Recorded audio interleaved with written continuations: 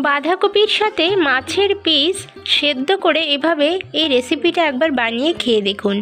এতটাই দুর্দান্ত টেস্টি হয় যে মুখে কিন্তু স্বাদ লেগে থাকবে।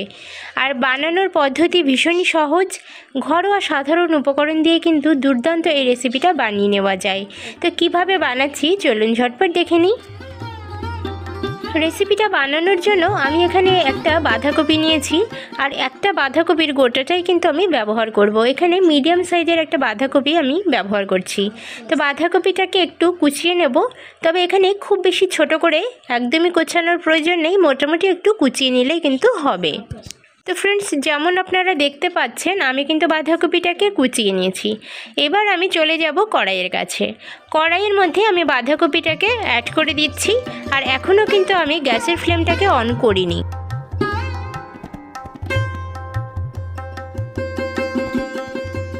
সম্পূর্ণ বাঁধাকপিটাকে আমি কড়াইতে অ্যাড করে দিয়ে তার মধ্যে 2 বাটি মতো জল দিয়ে দিচ্ছি। বাঁধাকপিটা সেদ্ধ করার সময় যেহেতু এর মধ্যে থেকে জল বের হয়, সেই কারণে এখানে খুব বেশি জল আমরা অ্যাড করব না।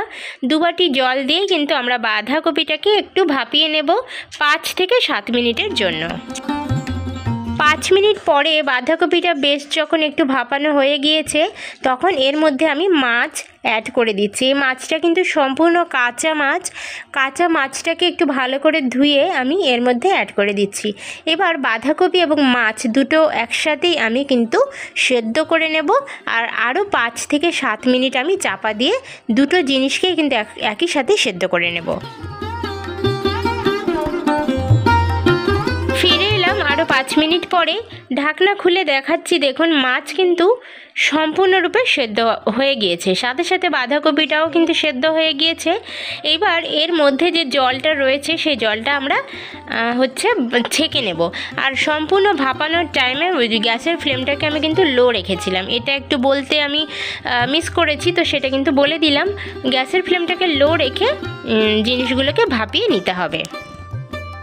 এবার যখন একটু ঠান্ডা হয়ে যাবে তার মধ্যে থেকে আমি মাছগুলোকে আলাদা করে নেব, আর মাছগুলো আলাদা করে নিয়ে মাছটাকে যে কাঁটাগুলো রয়েছে সে কাঁটাগুলো আমি ছাড়িয়ে নেব।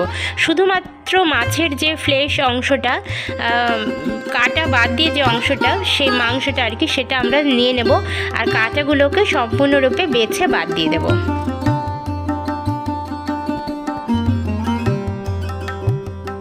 মাছটা রেডি করে নিয়েছি। এবার আমি বাঁধাকপি নিচ্ছি আর বড় একটা মিক্সিং বোল নিচ্ছি। এই বড় মিক্সিং বোলের মধ্যে আমি বাঁধাকপিটাকে অ্যাড করে দিয়ে দিচ্ছি, দিয়ে খুব সুন্দরভাবে একটা মিহি পেস্ট বানিয়ে নেব। আমি দুবারই এই কাজটা করছি, দুবারে দিয়ে মিক্সিং বোলটাকে আমি 3 থেকে 4 বার ঘুরিয়ে নিচ্ছি। এতে করে খুব সুন্দরভাবে একটা মিহি পেস্ট কিন্তু রেডি হয়ে যাচ্ছে। তো প্রথমবার নিয়েছি, আবার দেখুন আমি দ্বিতীয়বার নিচ্ছি। একই রকমভাবে আমি কিন্তু সুন্দর একটা মিহি পেস্ট বানিয়ে নেব। যদি কেউ মিক্সিং বোল ব্যবহার না করেন, সেক্ষেত্রে আপনারা হাত দিয়ে খুব ভালোভাবে চেপে জিনিসটাকে মিহি করে একদম মিশিয়ে নেবেন, সেক্ষেত্রেও কিন্তু কোনো রেসিপিটা অসুবিধা হবে না, খুব সুন্দরভাবে রেসিপিটা রেডি করা যায়। তো আমি এখানে বেটে নিচ্ছি, যেহেতু মিক্সিং বোল ব্যবহার করি আমি। এবার আমি কড়াইয়ের কাছে গিয়ে এখানে প্রায় 2 টেবিল স্পুন মতো সর্ষের তেল অ্যাড করে দিচ্ছি। আমি আজকের রান্নাটা অবশ্যই সর্ষের তেলে করছি, তবে আপনারা চাইলে যে কোনো তেলে কিন্তু রান্না করতে পারেন।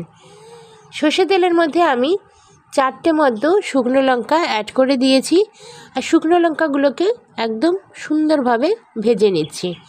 ভেজে নেওয়ার পরে আমি শুকনো লঙ্কাটা তুলে নিয়েছি। একই রকমভাবে আমি বেশ কিছুটা রসুন নিয়েছি, আর এই রসুনগুলোকেও খুব সুন্দরভাবে ভেজে নেব এবং রসুনগুলোকেও আমি তুলে নেব। এই শুকনো লঙ্কা এবং রসুন এইগুলোকে আমরা একটু পরে ব্যবহার করব, তার জন্য কিন্তু আগে ভেজে তুলে নিচ্ছি। কড়াইতে যে তেলটা অবশিষ্ট আছে তার মধ্যে আমি সাদা গোটা জিরে ফোড়ন দিয়ে দিচ্ছি। এখানে 1/4 টেবিল স্পুন মতো সাদা গোটা জিরে কিন্তু অ্যাড করে দিলাম। জিরেটা হালকা করে একটু ভেজে নিয়ে তাতে আমি কুচানো পেঁয়াজ অ্যাড করে দিচ্ছি। এখানে প্রায় 1.5 খানা মতো পেঁয়াজ কুচিয়ে নিয়েছি। সেই পেঁয়াজটাকে আমি লাল করে ফ্রাই করে নেব। মোটামুটি কালার ধরে নিয়েছে, তো দেখুন পেঁয়াজটাকে এই পর্যায়ে যখন চলে আসবে, তারপরে এখানে আমি 1 টেবিল স্পুন মতো আদা বাটা অ্যাড করে দিচ্ছি। এখানে আদাটাকে আমি আলাদা করে গ্রিট করে নিয়েছি। গ্রিট করা আদা এখানে অ্যাড করে দিচ্ছি, তবে আপনারা চাইলে কিন্তু আদা বেটেও ব্যবহার করতে পারেন। এবার আমি এর মধ্যে দিয়ে দিচ্ছি মাছের যে কাটা ছাড়ানো মাছটা, সেদ্ধ মাছটা, সেটা দিয়ে দিচ্ছি। মাছটা দেওয়ার পরে একটু ভালোভাবে নাড়াচাড়া করে মিশিয়ে নিচ্ছি। এবার আমরা মাছের মধ্যে দিয়ে দিচ্ছি নুন, পরিমাণ মতো নুন এখানে অ্যাড করে দিচ্ছি। দিয়ে দিচ্ছি হলুদের গুঁড়ো 1/4 টেবিল স্পুন মতো, জিরের গুঁড়ো 1/4 টেবিল স্পুন মতো, আর দিয়ে দিচ্ছি ধনিয়া গুঁড়ো 1/4 টেবিল স্পুন মতো। এখানে সবই আমি গুঁড়ো মশলা ব্যবহার করেছি, জিরের গুঁড়ো, ধনিয়ার গুঁড়ো আর হলুদের গুঁড়ো। তার সাথে সামান্য একটু তেল আমি অ্যাড করে দিচ্ছি, যেহেতু আমার তেলের পরিমাণটা একটু কম মনে হচ্ছে, সে কারণে একটু তেল অ্যাড করে দিলাম। এবার তেলটাকে দিয়ে আমি মাছটাকে এই মশলার সাথে খুব ভালোভাবে একটু ভেজে নিয়েছি বা কষিয়ে নিয়েছি। 1 থেকে 2 মিনিট নাড়াচাড়া করে নিয়েছি এবং তারপরে আমি বেটে রাখা যে বাঁধাকপি সেটাকে অ্যাড করে দিচ্ছি। বাঁধাকপিটাকে অ্যাড করে দেওয়ার পরে কন্টিনিউ আমরা নাড়াচাড়া করতে থাকবো। বাঁধাকপির মধ্যে যে রস বা যে জুসটা রয়েছে সেটা একদম পুরো সম্পূর্ণভাবে কিন্তু টান করে নিতে হবে। বাঁধাকপিটাকে আমি মোটামুটি 7 থেকে 8 মিনিট প্রায় লো টু মিডিয়াম ফ্লেমে কুক করে নিয়েছি। এবার দেখুন আমার নুনটা একটু কম মনে হচ্ছে, আর একটু নুন অ্যাড করে দিলাম। আর এদিকে যে আমি আগে থেকে ভেজে রেখেছিলাম শুকনো লঙ্কা এবং রসুন, সেটাকে হাত দিয়ে এভাবে মেখে নেব। হাত দিয়ে মেখে নেওয়ার পরে আমি বাঁধাকপিটার মধ্যে এই জিনিসটাকে অ্যাড করে দেব। এতে করে খুব সুন্দর একটা ফ্লেভার কিন্তু তৈরি হবে, খেতে কিন্তু দুর্দান্ত লাগবে। তো আমি অ্যাড করে দিচ্ছি বন্ধুরা।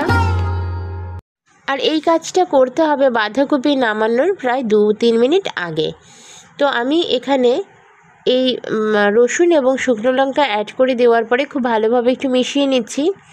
আর একই সাথে আমি আরও একটু নুন অ্যাড করে দিচ্ছি, যেহেতু নুনটা আমার একদমই কম লাগছে মনে হচ্ছে, সে কারণে একটু বারবার নুনটা টেস্ট করে দিয়ে দিতে হচ্ছে। দিয়ে দিচ্ছি কুচানো ধনিয়া পাতা। ধনিয়া পাতাটা দিলে খুব সুন্দর একটা ফ্লেভার কিন্তু আসবে। এবং সবশেষে দিয়ে দিচ্ছি 1 চামচ মতো সর্ষের তেল। এই সর্ষের তেলটা সবার শেষে দেওয়ার পরে কন্টিনিউ নাড়াচাড়া করে আমরা এর মধ্যে যে রস বা জুস ভাবটা সেটা কিন্তু শুকিয়ে নেব এবং টান একটা বাঁধাকপির যে ভর্তা রেসিপিটা তৈরি করে নেব। সবশেষে আমি এখানে প্রায় 1/4 টেবিল স্পুন মতো চিনি অ্যাড করে দিয়েছি। 1/4 টেবিল স্পুন মতো চিনি অ্যাড করার ফলে রেসিপিটার টেস্টের খুব সুন্দর একটা ব্যালেন্স আসবে, খেতে কিন্তু দুর্দান্ত লাগবে। তো আমি গরম গরম ভাতের সাথে আজকের এই রেসিপিটা পরিবেশন করব। ধোয়া ওঠা গরম গরম ভাতের সাথে আজকের এই রেসিপিটা দিয়ে কিন্তু 1 থালা ভাত খাওয়া সম্পূর্ণ হয়ে যাবে। এখনও পর্যন্ত যারা আমার ভিডিওটা দেখছেন তাদের জন্য আমার হৃদয়ের অন্তঃস্থল থেকে রইল অসংখ্য ভালোবাসা, প্রীতি আর শুভেচ্ছা। তো বন্ধুরা, আজকের রেসিপিটা আপনাদের কেমন লাগলো আমাকে অবশ্যই কমেন্ট সেকশানে জানাবেন। ভালো লাগলে এরকমই নিত্য নতুন রেসিপি দেখার জন্য আমার চ্যানেলটাকে সাবস্ক্রাইব করে পাশে থাকার জন্য অনুরোধ রইল। সবাইকে অসংখ্য ধন্যবাদ। খুব ভালো থাকুন সবাই।